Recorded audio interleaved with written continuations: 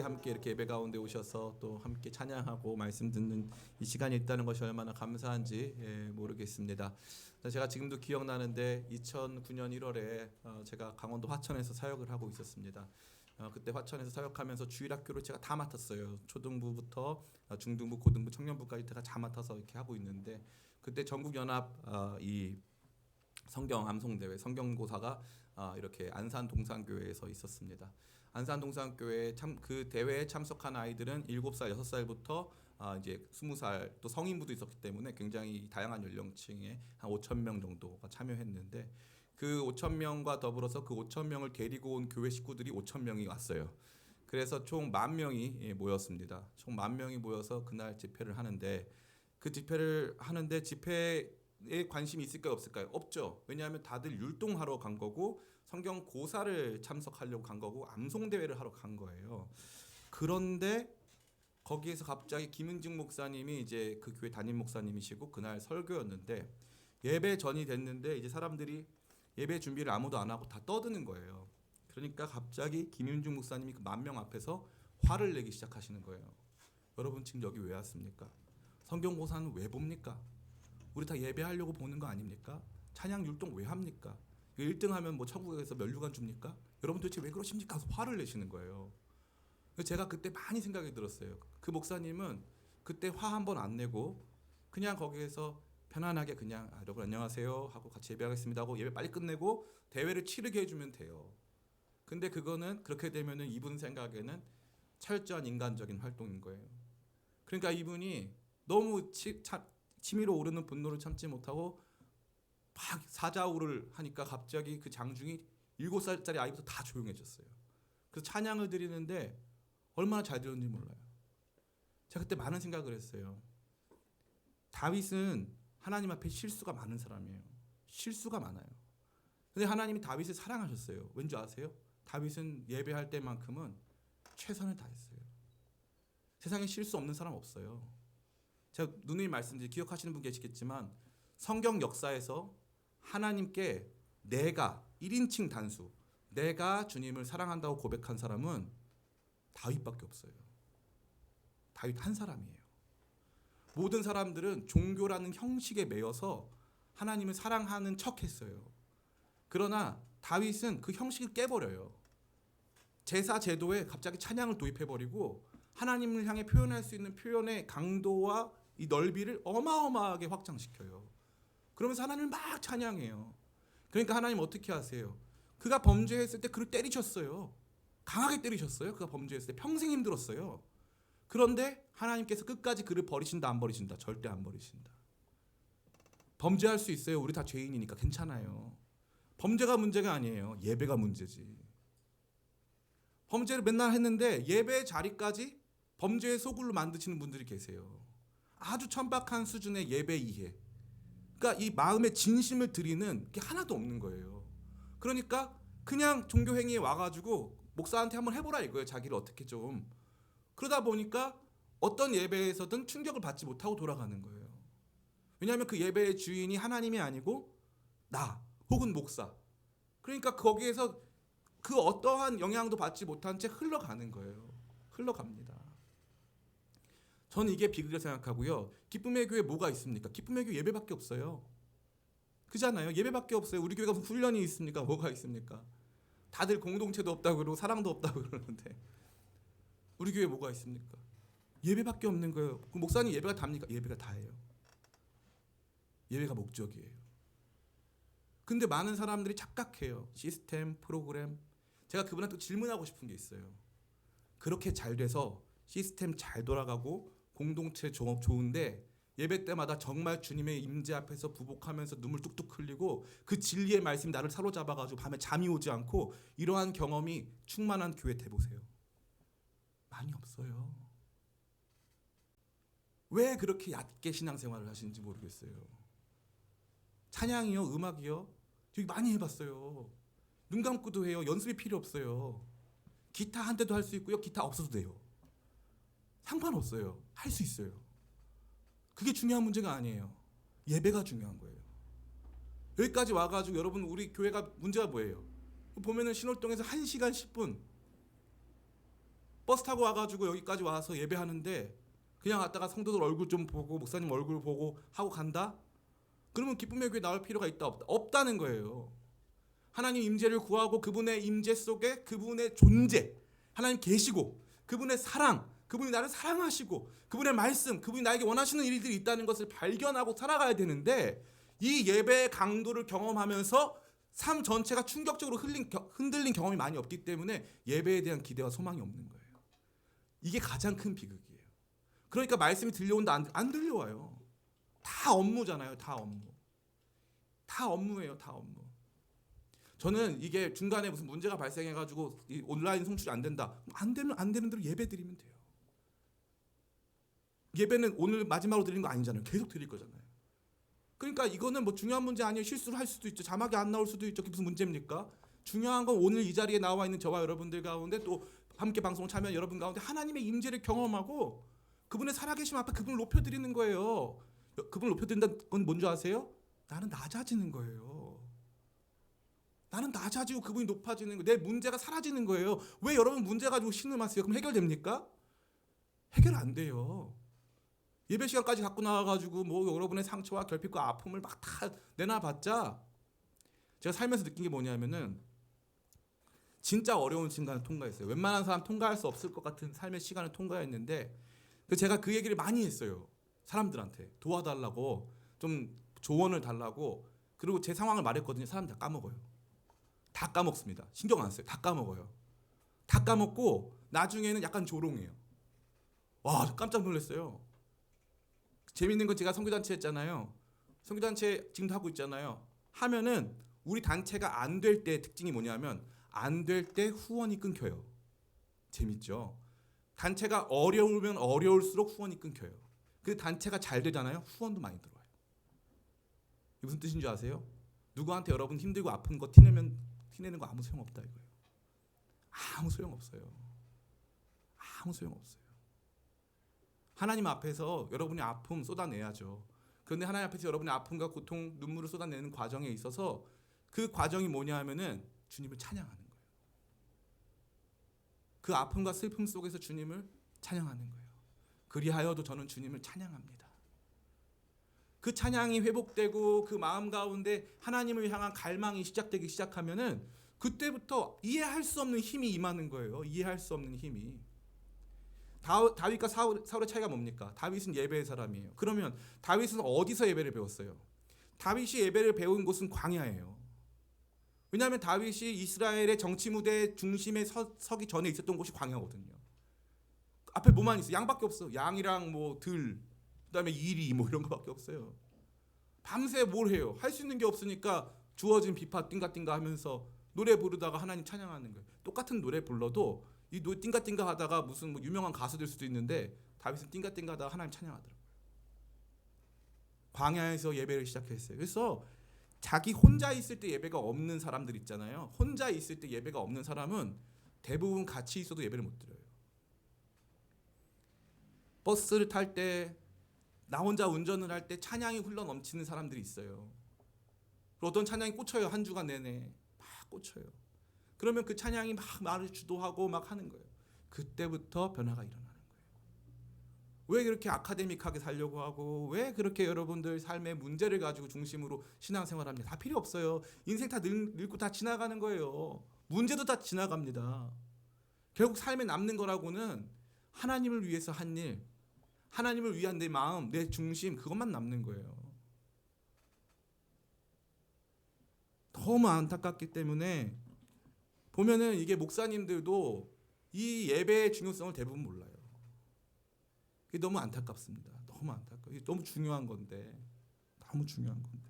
저는 우리 기쁨의 교회가 또 우리 함께 있는 우리 모든 이 방송에 동참하는 모든 분들 안에 예배를 소중하게 여기고 예배의 감격과 은혜를 정말 최선을 다해서 추구할 수 있는 그러한 마음 회복되시기를 간절히 축원합니다. 아멘. 오늘 이 말씀은 다윗의 이른바 승리의 이 이야기를 담아주고 있습니다. 이 말씀인 먼저 주목해야 될 부분은 1절이에요. 1절 같이 읽어보겠습니다. 1절 같이 읽습니다. 시작. 그 후에 다윗이 블레셋 사람들을 쳐서 항복을 받고 블레셋 사람들의 손에서 가드와 그 동네를 빼앗고 아멘. 그 후에라고 되어 있죠. 그럼 언제 그 후에요? 이게 중요하죠. 성경 읽을 때 그냥 읽으면 안 됩니다. 언제입니까? 이것은 바로 17장에 등장하는 이 다윗과 하나님께서 맺으신 언약 이후에란 뜻이에요. 이 언약이 언제 맺어집니까? 언약궤가 예루살렘 위에 올라가고 언약궤를 잘 안치했어요. 미리 준비된 성막에 언약궤를 잘 안치했는데 하나님은 한 번도 다윗에게 혹은 다른 사람에게 명령하신 적이 없는데 다윗 자기 혼자 피를 받았어요. 무슨 피를 받았습니까? 혼자 가만히 있는데 내 집은 이렇게 너무 화려한 백향목궁인데 너무 좋은 집에 사는데 우리 주님은 저 천막에 계시는구나. 집은 항구적 장소를 의미하는 것이고 천막은 임시적 장소를 의미하는 거예요. 다윗은 주님께 영원한 장소, 항구적 장소, 나처럼 안정적이고 나처럼 편안하고 내가 누리는 것처럼 정말 오랫동안 주님께서 아무 걱정 없이 계실 수 있을 만한 그런 곳으로 주님을 모시기를 원했어요. 이게 뭐예요? 시스템에 인격을 부여하는 거예요. 하나님은 그 명령하신 적이 있다 없다? 없어요. 이게 재밌는 거예요. 하나님은 명령하신 적이 없어요. 사랑은 뭐냐 하면 명령하지 않은 걸 하는 거예요. 명령하지 않은 걸. 예배 드리는데 명령하지 않은 걸 하는 거예요. 명령한 것만 하는 것은 신앙도 아니고 종교도 아니에요. 미안한 말이지만. 특별히 우리 복음적인 기독교 신앙 안에는 그 이상 그 무언가가 있어야 되는 거예요. 그 다윗이 자기가 의식해서 가나안 정복을 완성하고 예루살렘 중심성을 확보한 후 막 여기서 이런 것을 이루어야 되겠다는 마음을 가지고 이 성막에 주님이 거하시지 않고 더 영구적이고 항구적인 신학적 함의를 포함해 가지고 쩍쩍쩍 함의를 포함해 가지고 해보겠다. 아니에요. 다윗도 마찬가지고 모세도 마찬가지고 엘리야도 마찬가지고 세례 요한도 마찬가지고 그 모든 사람들은 자기 개인의 구속사적 영향을 몰라요. 우리가 이제 와서 막 엘리야는 예수 그리스도의 예표 막 이렇게 하는 거지 그 개인의 삶으로 들어가 보면 자기가 그런 건지 모른다고요. 다윗도 그런 거 알고 한 거 아니에요. 다윗 안에 일어난 거룩한 자발성이 있었어요. 나는 백향목궁에 거하는데 우리 주님은 저 천막에 계시는구나. 이게 바로 진짜 주님을 사랑하는 사람의 모습이죠. 그랬더니 하나님께서 어떻게 하세요? 하나님께서 내가 언제 너한테 집 사달라고 했냐? 내가 언제 너한테 내가 부족하다고 했냐? 내가 이것 때문에 비참하다고 했냐? 나 결핍된 게 하나도 없다. 너무 놀라운 게 하나님은 결핍이 없는데 다윗은 그것을 결핍으로 여겼어요. 아이가 있잖아요. 엄마가 암에 걸렸어요. 엄마가 암에 걸렸는데 아이가 엄마의 배에 암이 있는 거예요. 아기가 가가지고 어떻게 하는 줄 아세요? 배에다가 호 하고 밴드를 붙여줘요. 그게 뭐예요? 사랑이잖아요. 고칠 수도 없는 거고 아무 의미도 없는 거죠. 그런데 아이의 마음은 호하고 밴드 붙여주면 난다고 생각하는 거예요.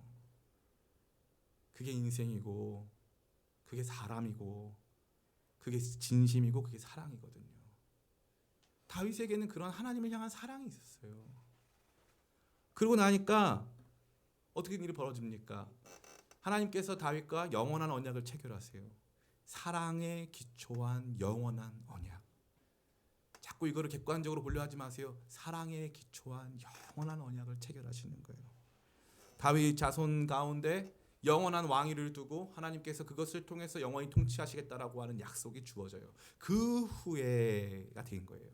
그럼 그 후에 뭐가 있다? 승리가 있었다 이거예요. 승리가. 그럼 그 승리의 모습이 어떻습니까? 첫 번째, 여기 보니까 등장하는 나라 이름 많죠? 뭔지 모르겠죠? 여기 등장하는 모든 나라들은 이스라엘을 둘러싼, 지리적으로 이스라엘을 둘러싼 모든 나라를 의미하는 거예요. 지리적으로 이스라엘을 둘러싼 모든 나라를 의미합니다. 이 모든 나라와 뭘 해야 했다? 전쟁을 해야 됐다. 전쟁을 했다 이거죠. 이게 아주 재미있는 거예요. 두 번째, 옆에 있는 모든 나라랑 같이 전쟁을 했고요. 결과적으로 이들에게 그냥 다윗이 승리했냐, 방어적 전쟁이어서 다윗이 승리했냐, 그게 아니에요. 이 전쟁은요, 공격적 전쟁이었어요. 먼저 정복하러 나간 거예요. 먼저 가서 선제적으로 공격했다는 거죠. 어떻게 할 수 있습니까? 우리 말씀 같이 한번 읽어보겠습니다. 3절 말씀이죠. 같이 읽습니다. 시작. 소바왕 하닷 에셀이 유브라데 강가에서 자기 세력을 펴고자 하매 다윗이 그를 쳐서 하마까지 이르고. 잘 보세요. 소바왕 하닷 에셀이 유브라데 강은 여기서 꽤 멉니다. 꽤 멀어요. 꽤 먼 그 강에서 자기 세력을 거기서 펴고자 했더니 다윗이 딱 봤더니 이 유브라데 강에서 이 여기 하맛을 중심으로 한 소바라는 국가가 이 북아람이라고 볼 수 있는데, 이 북아람이 이 권역을 확대하고 정치적 영향력, 군사적 영향력을 확대하게 되면 결국 우리도 그 영향을 받을 수밖에 없다. 그러니까 먼저 가서 우리가 치자 이거예요. 먼저 가서 공격하자. 그래가지고 먼저 공격을 했어요. 참 흥미롭죠. 그러고 나니까 이게 그 다음에 뭐가 강조되냐면은 이러한 강력한 이 정복 전쟁, 강력한 탈취가 시작된 이후에 그 다음에 이 국가들이 다윗의 종이 됩니다. 우리 2절 말씀 같이 한번 읽어볼까요? 2절 말씀 시작. 또 모압을 침해 모압 사람이 다윗의 종이 되어 조공을 바치니라. 아멘. 6절 같이 보겠습니다. 시작. 다윗이 다메섹 아람의 수비대를 두매 아람 사람이 다윗의 종이 되어 조공을 바치니라. 아멘. 예, 보니까 다 다윗의 종이 되어 조공을 바쳤다고 되어 있어요. 그리고 항복했다라고 하는 구절도 있죠. 1절에 그 후에 다윗이 블레셋 사람을 쳐서 항복을 받고라고 되어 있어요. 항복을 받고 영토를 차지한 것을 넘어서서 조공을 바치는 주종 관계까지 됐다 이거예요. 그러니까 그 다윗이 있는 이스라엘 주변 국가들 사이에서 다윗이 주인 국가가 되고 옆에 있는 국가들이 종 국가가 되었다 이거예요. 그것을 제일 잘 보여주는 게 뭐냐면 9절 10절 같이 한번 읽어보겠습니다. 9절 10절 같이 읽겠습니다. 시작. 하마도왕 도우가 다윗이 소바왕 하닷에셀의 온 군대를 쳐서 무찔렀다 함을 듣고 그의 아들 하도람을 보내서 다윗 왕에게 문안하고 축복하게 하니 이는 하닷에셀이 벌써 도우와 맞서 여러 번 전쟁이 있던 터에 다윗이 하닷에셀을 쳐서 무찔렀음이라. 하도람이 금과 은과 노새 여러 가지 그릇을 가져온지라. 아멘. 그러니까 이 여기 보니까 하마도왕 도우라는 사람이, 이 도우라고 하는 사람이 하닷에셀의 군대와 맞서서 있었는데 다윗이 하닷에셀을 치니까 이제 너무 감사한 나머지 와서 스스로 이러한 조공물을 바쳤다라고 되어 있는 거예요. 그뿐 아니라 수비대를 두었다, 다시 말해서 주둔군을 두었다라고 하는 내용도 많이 등장합니다. 이것은 무엇을 보여주고 있습니까? 인근 지역 사람들 안에서 다윗이 엄청난 정치적, 군사적 주도권을 장악하게 되었다 이거예요. 더 이상 끌려다니고 침략당하는 그러한 모습이 아닌 거죠. 사사기 사무엘서에 보면은요, 지속적으로 블레셋이 쳐들어오고 아말렉이 괴롭히고 모압과 암몬과 에돔이 사방팔방으로 이스라엘을 둘러싸가지고 괴롭게 하는 순간들을 많이 보게 됩니다. 그런데 흥미롭게 이 부분에서는 지리적으로 이스라엘을 둘러쌌고 또 지리적과 조금 거리가 있지만 그 위쪽에서 그 당시 고대 근동 지역의 정치, 경제, 군사적인 영향을 끼치고 있었던 소바까지 완전히 다윗이 압도적인 힘에 근거해서 그들을 장악하고 그들 가운데서 군사적 영향력을 끼치고 있었다라는 것을 보여주고 있는 거죠. 세 번째, 전리품에 대한 언급이 아주 많이 나와요. 전리품. 여기 같이 한번 말씀 읽어볼까요? 이 어디입니까? 우리 여기 보니까 첫 번째 놋 나와요. 놋 크게 관심 없으시겠지만 놋. 우리 8절 말씀, 7절 8절 같이 한번 읽겠습니다. 7절 8절 시작.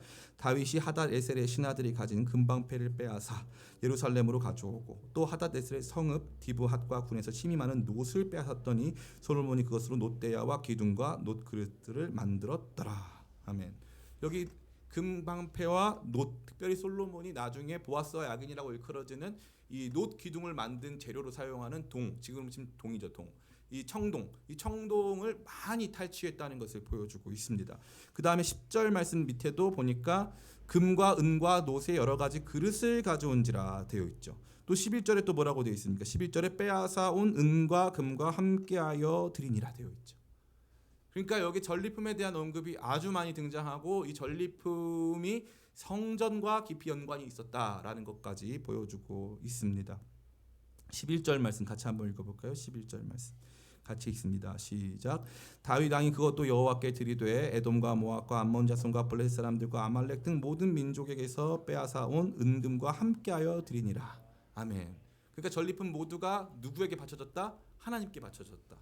그리고 성전 기물을 만들거나 성전 공사를 하는데 소용되었다라고 하는 것이 등장하고 있는 거예요. 마지막으로 이 전쟁의 승리의 특징이 뭐냐면 이 전쟁 승리의 요인이 궁극적으로 하나님께 있었다라고 말하고 있는 것이죠. 우리 말씀 두 구절 같이 한번 읽어보겠습니다. 6절 말씀 같이 한번 읽습니다. 시작. 다윗이 다메섹 아람의 수비대를 두매 아람 사람이 다윗의 종이 되어 조공을 바치니라. 다윗이 어디로 가든지 여호와께서 이기게 하시니라. 아멘. 이 승리의 중요한 근거가 여호와께서 이기게 하셨다는 거예요. 13절 말씀 같이 읽습니다. 시작. 다윗이 에돔의 수비대를 두매 에돔 사람이 다 다윗의 종이 되니라. 다윗이 어디로 가든지 여호와께서 이기게 하셨더라. 아멘. 다윗이 어디로 가든지 누가 이기게 하셨다? 여호와께서 이기게 하셨다. 이 네 가지가 아주 중요한 이 전쟁 승리를 기록하는 특징으로 보여지고 있습니다. 그러면은 이것은 저와 여러분에게 무슨 메시지를 주고 있습니까? 따라해 볼까요? 신자의 삶에 승리가 있다. 아멘. 신자의 삶에 반드시 승리가 있는 거예요. 승리가 있어요. 저는 여러분들이 깊은 패배주의 벗어나시길 간절히 축복합니다. 예, 신자의 삶에는 승리가 있습니다. 특별히 그 승리라는 것은 특별히 우리가 이 말씀 1절에 보니까 그 후에라고 되어 있어요. 다윗이 언약궤를 예루살렘의 중심에 안치시키고 또 그 언약궤에 대한 다윗의 사랑, 이 언약궤에 좌정하시는 주님께 대한 다윗의 사랑이 표현되었을 때 하나님께서 그것을 기뻐하시고 그와 함께 언약을 맺으시고 하나님께서 그를 통해서 그 땅 가운데 하나님의 뜻을 펼치시기로 약속하신 그 후부터 다윗의 삶에는 물론 실패와 어두움도 있었지만 오늘 이 역대상의 관심은 실패와 어두움이 아니라 승리에 있어요. 하나님이 승리 주신다 이거예요. 늘상 어두움만 있는 게 아니라 이거예요. 그 여러분 잘 알죠? 오늘 말씀 제가 이거 18장 하고요. 다음 주 말씀이 19장이 아니에요. 다음 주 말씀이 20장이 아니에요. 다음 주 말씀은 21장이에요. 왜 그러냐? 이 19장과 20장은 모두 이 18장 내용에 나타나는 것을 자세히 설명한 거예요. 그래가지고 다윗의 승리의 이야기, 여기 보면 등장하는 이 국가들과 어떻게 싸웠는지가 다 18장, 19장에 등장합니다.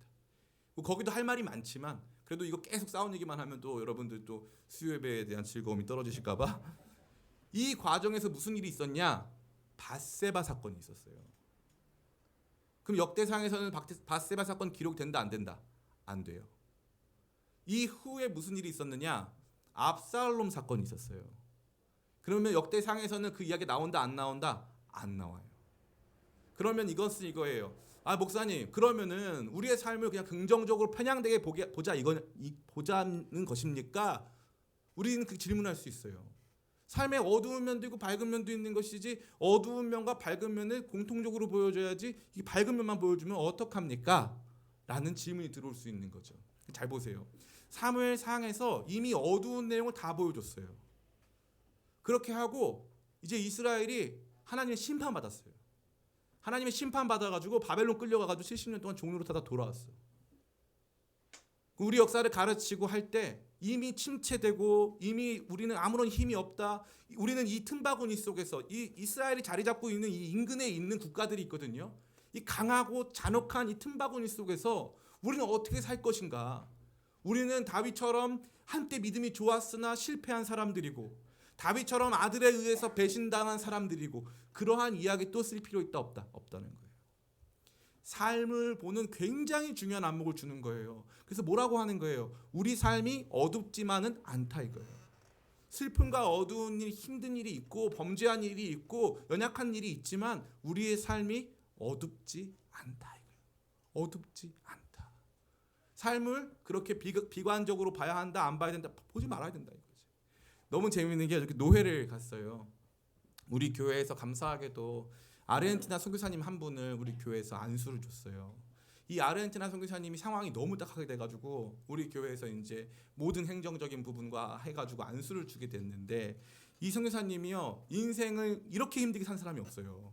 20살 때 총신대에 처음 왔는데 원래 아르헨티나에서 서울에서 태어났지만 이제 아르헨티나 자라가지고 한국말을 못해요. 그래가지고 총신 와서 한국말 배운 얼굴은 전형적인 한국 사람이에요. 그러나 의외로 한국말을 전혀 못해요. 그래가지고 총신 와가지고 죽도록 고생해가지고 간신히 졸업을 해가지고 아르헨티나로 갔다가 거기에서 이제 침례교 신학교에서 MDB를 다 받고 거기서 이제 신학 대학원을 다 다니고 다시 통신신대원에 들어온 거예요. 그런데 잘 들어와가지고 이제 다니고 있는데 갑자기 나라에서 6개월 안에 안 나가면 군대를 가라는 거예요. 원래 처음에 20살 때 들어왔을 때 자기 군대를 가겠다고 병무청에 갔는데 병무청에서 당신 안 가도 된다고 해가지고 그때 노무현 정부 때 안 간 거예요. 안 갔는데 나중에 병역법이 바뀌어가지고 비자법이 바뀌어가지고 그때 안 간 사람 다 군대 가라. 그래서 6개월 안에 안 갈 거면 군대를 가라 이거예요. 그래서 6개월 안에 나가야 되는 거예요. 올 6월까지 나가야 되는 사람이 된 거예요. 그러니까 상황이 안 되니까 급하게 저희 교회에서 우리 같이 함께 또 해가지고 목사 안수를 받았는데 우리 목사님이 이제 원래 목사는 가을에 받거든요. 근데 혼자 봄에 받았잖아요. 그러니까 그 큰 예배당에 혼자 온 거예요. 그러면 가족들이 여기 있다 없다? 없어요. 친구 3명 그리고 우리 목사님들 그리고 거기에 순서 맡은 목사님들 한 2,000명 3,000명 들어가는 예배당에 이제 우리 한 10명이 같이 이렇게 목사 안수를 주는 거예요. 그래서 그분 혼자 앉아 있고 모든 목사님이 설교할 때 그분만 바라보고 축사도 그분만 보고 하고 권면도 그분만 보고 난리도 아니었어요. 감동 그 자체였죠. 우리가 이 뭡니까 가운도 해주고 그 필요한 모든 경비 다 기쁨의 교회에서 이렇게 해가지고 진짜 어려운 상황 속에 놓여 있는 목사님 정말 우리가 안수 주고 아르헨티나로 보냅니다. 그래서 여러분 나중에 어디 해외여행 가고 싶다 아르헨티나로 가서 기쁨의 교회 성도다 그러면 무조건 고기 사주기로 했어요. 네, 그러니까 아르헨티나에 꼭 가보시길 축복합니다. 그런데 어저께 이제 거기서 축사를 해주신 목사님이 계신데 20년 전에 저 옥수동에 있는 그 교회에 이제 부임하셔가지고 옥수중앙교회라는 교회에 부임하셔가지고 힘들게 어렵게 이렇게 다 목회하신 목사님이 축사를 해주시면서 뭐라고 하냐면 자기가 제일 좋아하는 영화가 서부 영화래요. 서부 영화를 왜 좋아하냐? 서부 영화는 주인공이 죽지 않는데요. 서부 영화 특징은 절대 주인공이 죽지 않는데 주인공이 아슬아슬하게 죽을 뻔하지만 나중에 보면은 부시시한 모습으로 다시 털고 일어난다 이거예요. 그래서 그 목사님한테 주는 권면과 축사가 뭐냐? 목사는 서부 영화 주인공이어서 목사는 비참하게 죽지 않는다. 그냥 그렇게 알고 있어라. 그냥 그렇게 알고 있어라 이거예요. 그냥 그렇게 믿어라 이거예요. 저는요 제 삶을 한 번도 그렇게 생각해 본 적이 없어요. 나는 왜 이게 없을까? 나한테는 왜 이런 게 주어지지 않았을까? 왜 나한테는 힘든 일만 닥칠까? 왜 이렇게 나한테는 이렇게 여러 사람들이 호의적인 사람들이 없을까?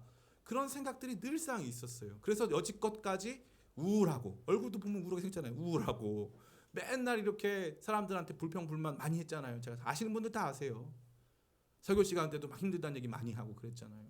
근데 제가 좀 달라졌죠. 작년 말부터 달라졌어요. 인생을 그렇게 볼 필요가 별로 없다 이거예요. 주님께서 내게 주신 게 이미 많다. 이미 많아요. 그러면서 이 역대상 이야기가 너무 와닿는 거예요. 언제까지 밧세바 얘기할 거냐 이거예요. 그럼 거기에 매여가지고 미래는 없냐 이거죠. 미래로 나아가기 위해서는 훌훌 털어버리는 게 필요해요. 고생 많이 했죠. 범죄했죠. 인정합니다. 그러나 거기에 머물러가지고 미래가 마치 없는 것처럼 그 과거가 나를 완전히 장악한 사람처럼 살 필요 있다 없다? 없다는 거예요. 대신 집중할 게 있다 이거예요. 그렇게 밧세바 때문이 아니죠. 밧세바 사건을 일으켜서 그렇게 좌절해야만 했고 낭망해야만 했고 창피를 당하고 막 실패를 거듭하는 순간에도 승리는 이루어지고 있었다 이거예요. 밑바닥을 기고 있는데 하나님의 뜻은 이루어지더라 이거죠. 이게 재밌는 거예요. 나는 밑바닥을 기고 있는데 하나님의 뜻은 이루어지는 거예요. 이게 재밌는 거예요. 이게 신자의 삶이에요. 땅바닥을 막 기면서 주님이 도대체 언제까지입니까 하는데 시간은 지나고 하나님의 뜻은 이루어지고 문제는 해결되고 있더라 이 말이에요. 기가 막힌 거죠. 기가 막힌. 사랑하는 성도 여러분, 이 말씀이 뭘 보여주는 거예요? 어디로 가든 승리하더라 이거예요. 이 말씀이 거짓말입니까? 아니요. 어디로 가든 패배하지 않더라 그러면 거짓말이죠. 그러나 확실한 건 패배도 했지만 궁극적으로 어디로 가든 승리한 건 사실이기 때문에 우리의 관심과 우리의 초점을 신자의 승리에 둬야 된다는 거예요. 그러면 달라져요. 그러면 달라져요. 신자의 승리, 우리의 삶에 주어진 작은 삶의 부분에서의 승리에 대해서 초점 맞추기 시작하면 그때부터 미래를 꿈꾸고 그때부터 하나님 하실 일들을 기대할 수 있단 말이죠. 그렇기 때문에 역대기에서는 신자의 승리에 대해서 강하게 말해주는 거예요.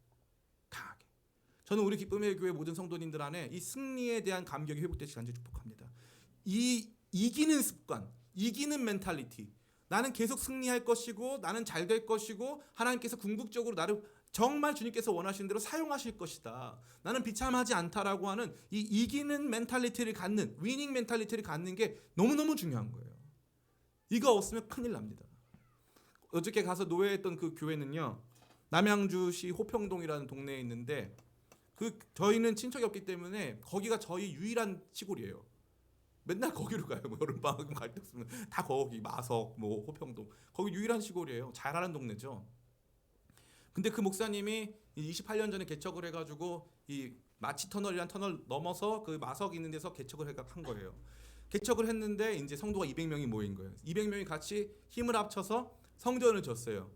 성전을 져보니까 성전을 너무 잘 졌어요. 갔더니 정말 잘 졌더라고요. 성전을 진짜 잘 졌는데 성전 짓고 나니까 빚이 150억. 200명이 150억. 그때 그분 친한 목사님들이 저한테 오셔가지고 그 목사님 위해서 기도해 주라고 그러고 그 목사님 죽을 것 같다고 그러고 막 그랬어요. 그래서 어저께 이제 그 교회 행정수석 하시던 목사님이랑 우리가 같이 다 점심을 같이 먹었는데 그 행정수석 하시는 목사님한테 물어봤어요. 우리는 한 150억이라고 생각 못하고 한 50억쯤 된다고 생각했고 좀 갚았다고 들었어요. 그래서 물어봤더니 150억으로 시작해서 좀 갚았대요. 그래서 잘 됐다 그랬더니 100억 남았대요. 그래가지고 우리 모두가 많이 놀라고 있었어요. 그리고 나서 그 교회 가서 그분이 노회장 되셨거든요. 얼굴을 봤는데 얼굴에서 빛이 나요. 이해할 수가 없더라고요. 100억 빚진 사람의 얼굴이 아니야. 얼굴에서 빛이 나고 이 목사님이 웃으면서 웃음이요. 연습해도 그렇게 자연스럽게 안 나올 것 같아요. 웃음이 100만 불짜리 웃음이에요. 다 웃는데 거기에 있는 노예하느라고 이 목사님 안수 시간이 늦어진 거예요. 거기에 와 있는 하객이라고는 친구 3명 다예요. 한국말보다 스페인어를 더 많이 쓰는 친구 3명. 근데 웃으면서 늦어서 미안해요. 이러면서 시작을 하는데 제가 다 눈물이 나더라고요. 그 여유는 어디서 생겼을까 이거예요.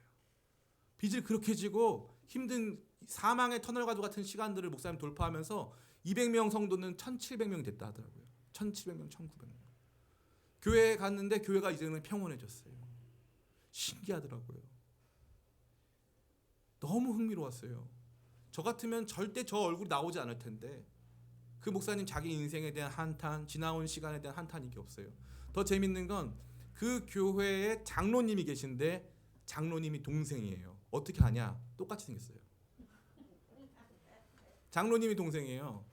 근데 목사님이 다 노회장 됐는데 동생 장로님이 이 꽃다발을 증정하는데 거의 뭐 절을 하시더라고요. 이렇게. 동생이랑 같이 거기서 있는데 너무 아름답게 섬기고 동생 장로님은 절대 수석 장로는 안 한대요. 언제나 다음 사람한테 다 해가지고 본인은 뒤에서 소리 없이 다 섬기는 거예요. 제가 보면서 많은 생각이 들었어요. 우리는 다른 사람의 인생을 쉽게 판단해요. 쟤는 빚이 많으니까, 쟤는 인생에 된 게 없으니까, 쟤는 자녀에 대한 아픔이 있으니까, 남편에 대한 아픔이 있으니까, 쟤는 풀린 게 없으니까, 나보다 대단한 게 없으니까, 키가 작으니까, 병이 있으니까 별의별 생각을 다 한단 말이에요. 그런데 문제는 뭐예요? 나는 괜찮아 이거예요. 나는 괜찮은데 자기들이 뭐래. 나 괜찮은데 잘 살아. 저는 그게 없었어요. 그동안 그게 없었어요. 하나님 날 어디로 가든 승리케 하신다라고 하는 생각보다 조금 더 많이, 조금 더 빨리, 조금 더 확실하게 뭐가 주어지길 바랬던 거죠. 제가 이번 여름에 이미 외부 스케줄 다 찼어요. 이미 외부 스케줄 다 찼는데 어떤 교회는요 10,000명도 넘는 큰 교회인데 중등부도 제가 강사고 고등부도 제가 강사예요. 근데 오늘 전화가 왔어요. 목사님 혹시 초등부는 못 오시나요? 그래서 제가 그랬어요. 갈 수는 있다. 갈 수는 있는데 그 10,000명도 넘는 교회가 이 주일학교 여름 사역을 열어봤더니 초등부도 이요한, 중등부도 이요한, 고등부도 이요한이면 그 교회가 문제가 생긴다. 그래서 제가 안 하겠다고 했더니 그러면은 10월 달에 있는 그 요번 수련회는 초등학교 5학년, 6학년 캠프였는데 10월 달에 있는 초등학교 1학년부터 6학년까지 하는 캠프에 와달래요. 더 싫더라고요. 그래서 이번에 차라리 이번에 가는 게 나을 것 같은데 저는 지지고 볶는 동안 제가 인생을 지지고 볶는 동안 하나님께서는 그렇게 역사하시더라고요. 우리 교회 아시는 분은 아시겠지만 문제도 좀 있었어요. 근데 새 가족이 막 계속 와요. 왜 오는지 모르겠어요. 나갈 때도 왜 나가는지도 모르겠어요. 새 가족이 계속 와요. 다른 교회 올 한 해 온 새 가족들 보니까 우리 기쁨의 교회가 웬만한 교회보다 제일 많아요. 신기하더라고요. 왜 그럴까요? 누가 막 거짓말합니까? 우리가 막 전도 폭발을 훈련했습니까? 안 했잖아요. 그냥 막 와요. 막 와요. 나는 지지고 볶는 동안 하나님 내게 승리를 주고 계셨더라고요. 그래서 여기서 뭐라는 거예요? 이 말씀은 사실 너 승리하고 있어라고 말해주는 거예요. 따라해볼까요? 나는 승리하고 있다. 여러분 승리하고 있는 거예요. 그 자신감을 딱 갖는 거예요. 그때부터 얼굴이 달라지고 그때부터 마음에 확신이 생기고 그때부터 자신감이 임하는 거예요. 왜 뭐 하나 안 준 사람인 것처럼 늘 그렇게 그런 모양으로 살고 있습니까? 승리하고 있잖아요. 잘 되고 있잖아요. 그거 하나 없다고 그 문제 큰 문제 없어요. 잘 되고 있는 거예요. 감사할 일 얼마나 많습니까? 감사할 일. 저는 감사할 일 너무 많은 것 같아요. 우리 교회도 마찬가지고 여러분도 마찬가지고 저도 마찬가지고 감사할 일 얼마나 많아요. 진짜로. 여러분이 과거에 생각해보세요. 2년 전, 3년 전에 저한테 말씀해 주셨던 기도 제목 저는 지금 여러분 다 될 수 있어요. 여기 있는 분들 다. 예. 저한테 말해 주셨던 기도 제목 이루어진 거 얼마나 많으세요? 그죠? 결혼들도 많이 했죠? 예? 그때는 뭐 누구도 안 갈 것 같은데 결혼들도 많이 하고 예? 그때 기도했던 거 그때 이 문제 저 문제가 있었는데 몸도 안 좋았는데 해결된 게 얼마나 많아요. 신기하게. 그러니까 우리가 주목해야 될 것은 무엇이다? 신자의 승리. 그럼 이 신자의 승리는 어떠한 모습입니까? 이 신자의 승리는 신자를 둘러싼 모든 삶의 정황에 대한 주도권을 회복하는 거예요. 모든 삶의 주도권, 경제적인 주도권, 관계적인 주도권, 심리적인 주도권, 우리 삶의 육체적인 건강에 대한 주도권, 이런 것들이 하나하나 회복되는 것이죠. 하나하나 회복되는 거예요. 굉장히 중요한 거예요. 목사님 저는 이거 아직 못하고 있는데요. 그러면 주님과의 관계 회복 이후에 진취적으로 그 일을 향해 돌진하라 이거예요. 여기 뭐라고 그랬어요? 수비적으로 하지 않았다 그랬잖아요. 수비적으로 한 거 아니에요. 공격적으로 갔어요. 저 나라가 지금 저기서 세를 확장하면 우리가 영향을 받을 수 있겠다. 공격적으로 간 거예요. 필요한 일들이 있으면 감당하는 거예요. 먼저 가가지고 쟁취하는 거예요. 탈취하는 거예요. 공격적이고 적극적으로 내 삶을 개척해 나가는 거예요. 관계적으로 누구랑 문제가 생길 것 같으면 먼저 다가가는 거예요. 미안하다.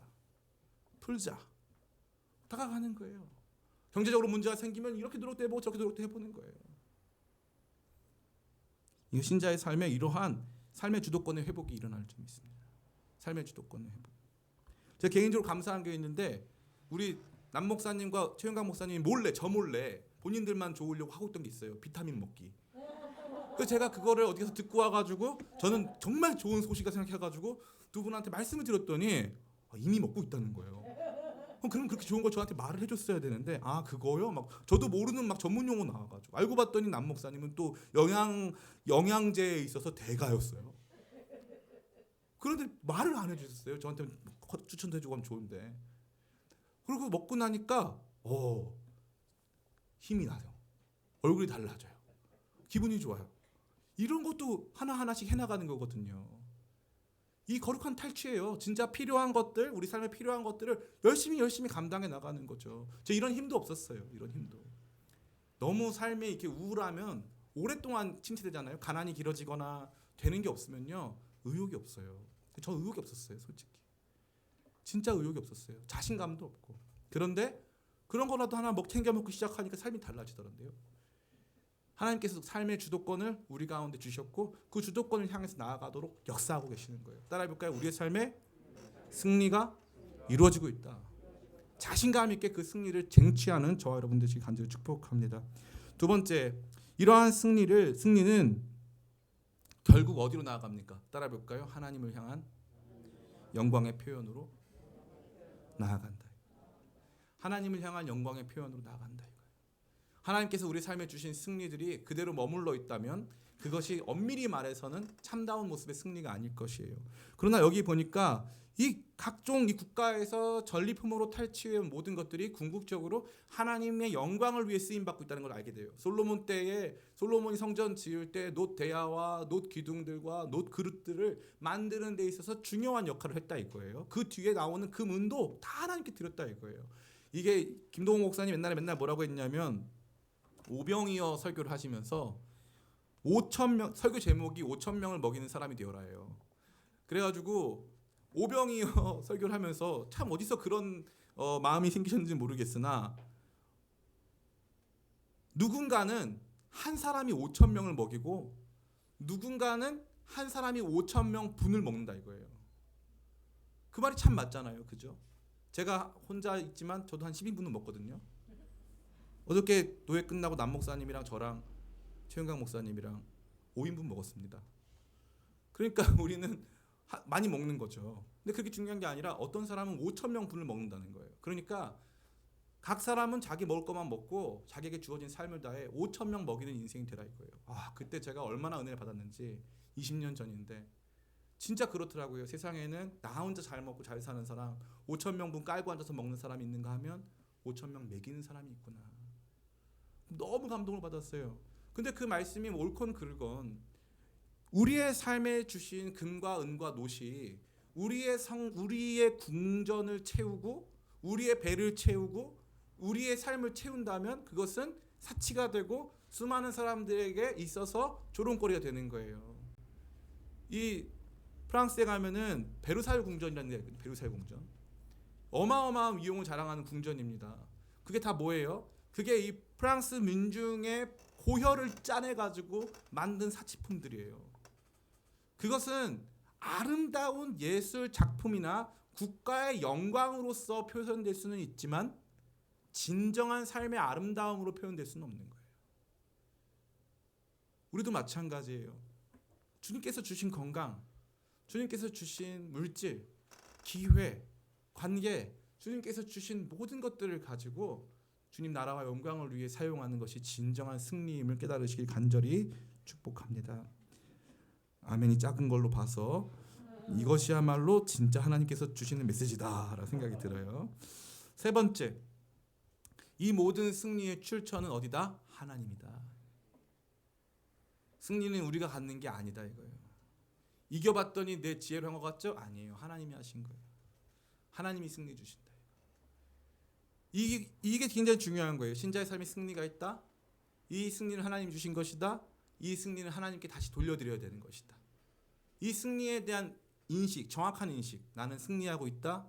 이 승리는 하나님이 주신 것이다. 그래서 이 승리는 하나님을 영화롭게 하는 도구가 돼야 된다.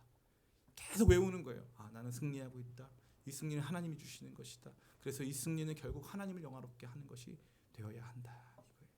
저는 여러분들이 이것을 마음에 정말 새기시길 간절히 축복합니다. 그때 우리 삶이 아름다워지는 거예요. 최근에 어떤 한 우리 교회 청년이 무려 11조를 400만 원을 했어요. 이름을 밝히지 않겠습니다. 11조를 400만 원 했어요.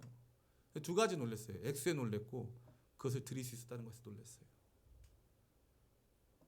참 신기했어요. 단순한 훈련이 아닌 진짜 마음으로 기뻐하면서 드린 예물인 것을 제가 사실은 알 수 있었어요. 근데 그것이 참 우리 교회 안에는 그런 스토리가 아주 많아요. 정말 많은 청년들이, 많은 성도님들이 그렇게 헌금해가지고 우리 교회가 여기까지 온 거예요. 하나님의 역사는요, 승리를 기뻐하고 승리 가운데 있는 성도들이 이 승리의 출처가 하나님께 있음을 고백하면서 그 승리의 예물을 주님께 올려드리면서 주님의 뜻이 이루어지고 주님의 교회가 세워지고 영혼들이 살아나는 것이거든요. 저는 우리 기쁨의 교회가 이것을 같이 체험하고 경험했으면 좋겠어요. 예물 드리면서 그 친구들이 힘들까요? 예물 드리면서 드리기 싫은데 이게요, 한 50만 원, 100만 원까지는 그래요. 드리기 싫은데 드려야 할 것 같아서. 그런데 그 이상 액수부터는요, 드리는 사람들이 정말 간증이 많아요. 정말 간증이 많아요. 하나님께서 정말 기뻐하신 것 같고 원하시는 것 같아서 내가 드립니다. 이런 사람들이 아주 많아요. 아주 많습니다. 하나님께 드리는 것은 아름다운 삶이에요. 특별히 한 친구가 있었는데 결혼하기 전에 이렇게 뭐 좀 이렇게 이 남편이 이렇게 11조도 안 할 것 같고 막 걱정을 많이 했어요. 그런데 제가 놀란 게 그 걱정했던 남편이 12조도 하고 예물도 잘 드리고 예물도 드리더라고요. 제가 너무너무 놀랐어요. 너무너무 놀랐어요. 하나님의 때 하나님의 방법으로 하나님께서 하시더라고요. 그러면서 그것을 영광으로 삼으시고 그 사람들의 헌신, 그 예물과 함께 그 사람들의 헌신을 사용하셔서 교회를 아름답게 세워가시는 것을 많이 봅니다. 우리 기쁨의 교회, 승리하는 교회인 줄 믿습니다. 하나님께서 그 승리를 우리의 삶에 이루어 주시는 줄 믿어요. 그 승리는 누가 주신 거예요? 하나님이 주신 거예요. 그래서 그 승리는 누가 다시 영광 받으실 거예요? 하나님이 받으시는 거예요. 그러면 하나님을 사랑하는 자들에게 주시는 승리가 하나님께로 다시 돌아갈 때 하나님을 사랑하는 사람들이 아까울까요? 아깝지 않아요. 계산 안 합니다. 주판을 안 튕겨요. 하나님께서 주신 승리니까 나 하나님께 꼭 드리고 싶어. 이러한 마음이 우리 가운데 충만한 줄을 믿습니다. 모든 성도님들 승리하시는 삶인 줄 믿습니다. 하나님이 주시는 거룩한 승리, 하나님께 영광으로 올려드리는 저와 여러분 다 되시기를 예수님의 이름으로 축원합니다. 잠시 같이